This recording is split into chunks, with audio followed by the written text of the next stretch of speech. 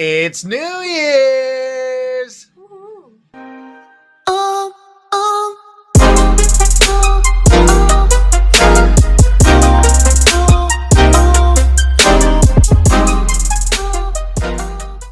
What is up, everybody? My name is Evan Bruce. Welcome back to the channel.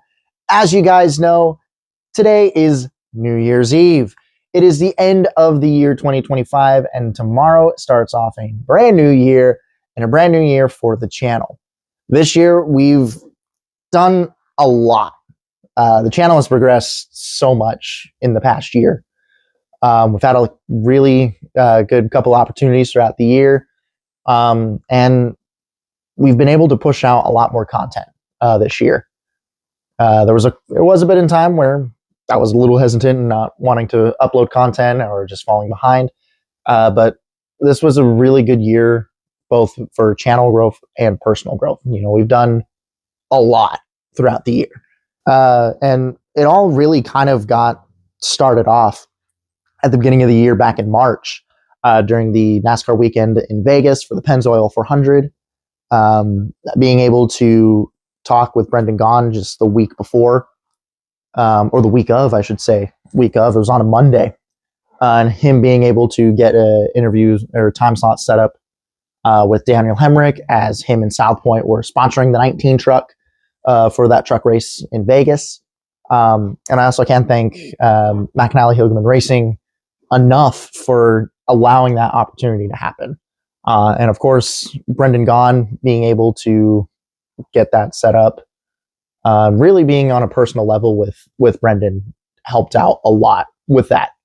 And then again, just can't thank Hemric enough for taking time out of his day, his schedule, to set aside that time and just talk about racing and just talk about, you know, his Be the Change Foundation and everything that he's been able to do in NASCAR. And it was really cool just a couple weeks later to see him win at Martinsville for his first truck win and first NASCAR win since 2021. So it was really cool to kind of be a part of that, and as well as just being a part of the team throughout that entire truck race. And it was really cool to get a more in-depth look at who Hemric was as a person, as well as to kind of get a bit more in depth with the team to see just how they operate for the race weekend.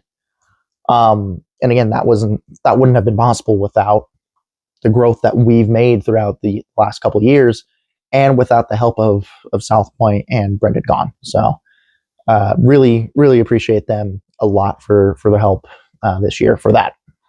Another thing as well is I've had a lot of personal growth. You know, I'm now on my third job of the year. I started out the year working at K1, same thing as what I did last year.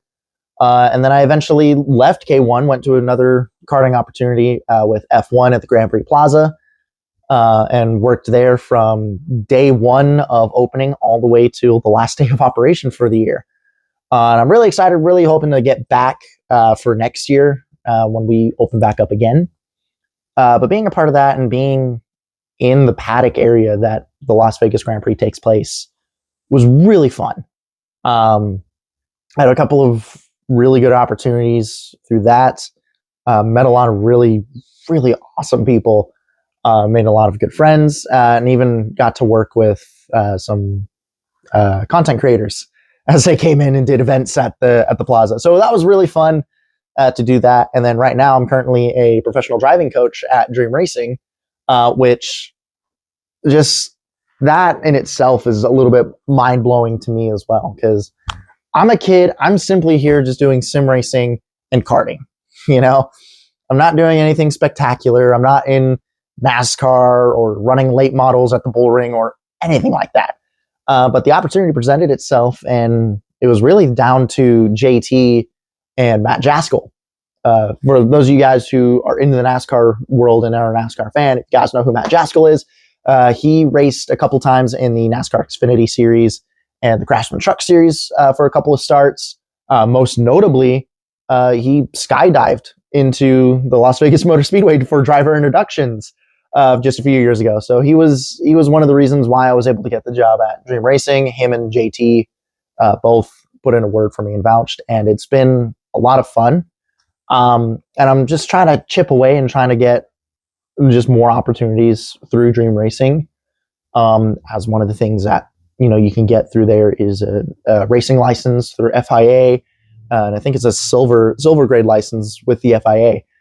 Just trying to chip away at that, trying to save up enough money to eventually get my own race car and do some local short track racing, get in the late models, all that fun stuff. But it's been really cool, just the opportunities that I've had throughout the year. Most notably, again, that interview with Hemrick, and then being able to just have conversations. I spoke with Matt Crafton that same weekend, and we actually had that set up early in the week because him and Travis Pastrana came in the same week that leading up to NASCAR, and I had a one-on-one conversation with Crafton. I was like, hey, I'm doing a one-on-one with Hemrick. If I've got time, and if you've got time, could we possibly set something up for Friday as well? And that was cool. And that was all down to just working at K1. And then as soon as I left K1, I was able to partake in the Challenge GP, which is something that I wanted to do, but couldn't because I worked there. So being able to finally do that and get some more just real life racing aspects, because you can only do so much on the sim. Let's be real here. And live streaming all the races on Twitch, you can only get so far. And so being able to actually participate in the Challenge GP, get some racing experience, even though it's karting, it's still racing experience and it still applies.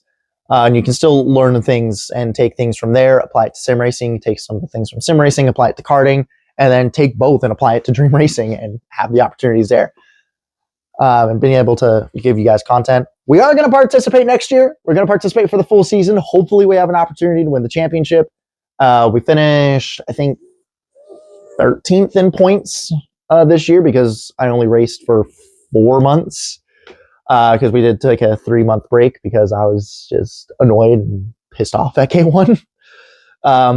But yeah, that's just some of the things that have transpired through the year. And then in terms of just the channel growth, we're almost at 180 subscribers.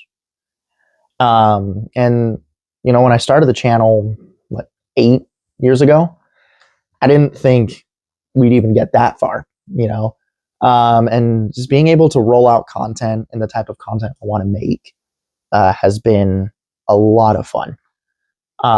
Yeah, it's still kind of a weird mixture of just random things getting thrown onto the channel. But the general theme is racing, sports, and just having a personal look into what I'm into. There's still a couple videos in the works that I've recorded that I'm still working on. 2 of which include the drum set that's right behind me. But just overall, just being able to hit 170. That's a big goal and a big milestone for me. We hit 100, I think, some point last year, and that was a big deal because that was something I never thought was possible, just to hit 100 subscribers. And now we're inching closer and closer to 200. So that's really exciting for me. I'm honestly a little shocked that we're that close. And then Twitch. We've done a lot of streaming on Twitch. I think I've streamed more on Twitch this year than I did last year. But we've hit affiliate on Twitch just last year, and we've been moving through it. Just had my 1-year anniversary as an affiliate on Twitch. So that's been a lot of fun, just keeping that going and giving out gaming content there. And then the Instagram channel. We've kind of focused more on the Instagram page this year, been rolling out a lot of content on that page. If you haven't followed it, go ahead. The username is right there. And it's gotten to a point where I'm now trying to focus the content into different pages. And so the main Instagram page is going to be mostly for sports, racing, hockey, and just general content. And then I've got a separate page that's started up and got a couple posts that is strictly going to be for music. As music is something that I'm very passionate about and I enjoy.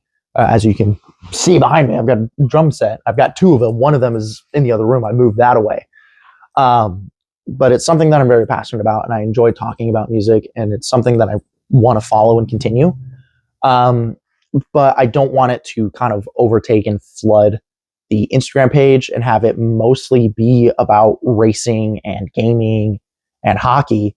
And then, oh, here's some music, So I'm keeping all the general content and the main priority on the main page. And then I've got that music page set up.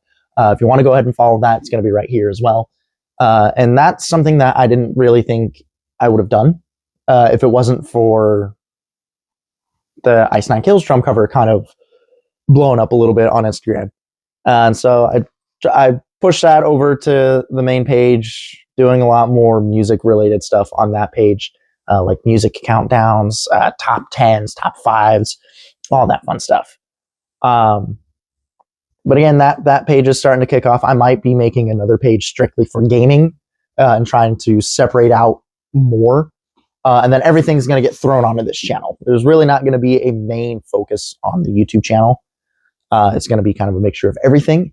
But I'm really excited to bring in more content on the YouTube page for next year. I'm going to be posting at least once a month, through the K1 Karting League, being able to bring that to you guys. And then just kind of giving you guys updates throughout the year. I'm going to try to do at least a once a week thing called High Side Clear. That's going to be a new racing related show that I'm going to be talking about. It's mostly going to focus on NASCAR, but there will be a few times where we'll talk about endurance racing between WEC and IMSA, IndyCar, Formula One, all that fun stuff. But it's mostly going to be a NASCAR-centered racing show. I'm trying to get a couple people involved with that, but for the start, it's just going to be me. And then throughout, whenever NASCAR comes into town for Vegas, there's probably going to be a few more collaborations between me and Vanilla Wafers. Being able to work with him for a couple videos on Instagram was really cool and really fun. And again, that's something that I never thought would happen. And Vanilla Wafers is one of like the more common top Instagram personalities in the NASCAR community. And he's branching out and expanding into YouTube in that. But when I think of NASCAR content creators, Vanilla Wafers is one of them. Eric Estep, The Iceberg, Slap Shoes. Those are the main guys that I think of when it comes to NASCAR content, and even Danny B as well. And being able to kind of work with even just one of them, and having my name out there and be like, hey, I'm a NASCAR content creator. I collaborated with him. And that video that we did, giving our picks for the South Point 400, that playoff race in Vegas, that kind of took off on the page. Yeah, it may not have taken off for his page, but it took off on our page, and it got a lot of attention. And that was something that kind of helped blow up the Instagram page itself. So that was really cool. I'm looking forward to do more collaborations with Vanilla Wafers next year. And just kind of bringing in more racing knowledge and NASCAR knowledge to you guys through High Side Clear. That's going to be one of our biggest projects next year, and have a video out at least every once a week. Just kind of covering NASCAR news, predictions for the following race or the next race, and then giving our thoughts and reactions to the previous race. The first episode is going to come out probably around January, February, as we get closer to the Bowman Gray Clash and the Daytona 500. So stay tuned for that. There's going to be more drum covers getting uploaded to the channel, so I'm really excited to bring my passion and my love for drumming and music back to you guys, try to gain more out there. And then just being able to roll out more content through the Instagram pages. So again, if you haven't already followed, usernames are right here. Just go ahead and follow those real quick. And then if you guys want to see a lot more gaming content and get to see my personality more sort of off camera, I've got Twitch. We do a lot of streaming on Twitch. Most of it is between Fortnite, Rocket League, and then sim racing on Gran Turismo. Those are kind of the big three for Twitch. And we're just chipping at the bit, trying to get closer to being a Twitch partner. That one's going to take a lot of work, but I feel like we can get there. If we've hit affiliate, we can get to Twitch partner. So that's going to be something that I'm going to chip away at. and then just other than that, it's been a wild ride for me personally. Just aside from everything on the content side and YouTube and Instagram and Twitch and everything that's happened, being able to kind of get out of the mental funk that I've been in the last couple of years has been game changing, and having the motivation to make content and film and stream and roll content out on Instagram. That was something that I didn't think would happen 2 years ago. Having that motivation to push and to upload and create and film, and being able to have a better year this year, just mentally, has been incredible. And then aside from just that mental growth and stability, being able to have physical growth as well. I've been working out, going to the gym a lot more, and I'm going to go to the gym a lot more next year, and just get my body right and body healthy. And that's been the biggest thing, because for me, the more and more that I worked out this year and got physically better and grown physically, my mental stability and mental health grew a lot. And what they say, healthy body, healthy mind. But that is a true statement. You know, having a healthy body, being fit, being healthy, taking care of yourself physically helps you mentally in the long run. And that is something that I'd struggled with for years. And being able to finally kind of push through it and get it done and just take care of myself has helped me tremendously. And it's been able to bring out more of the energy that I've had, the personality, and being able to give you guys kind of a more personal look into me as a person, and being a lot more confident in myself. And you've seen it throughout the videos and that, and even through the interview I did with Hemrick.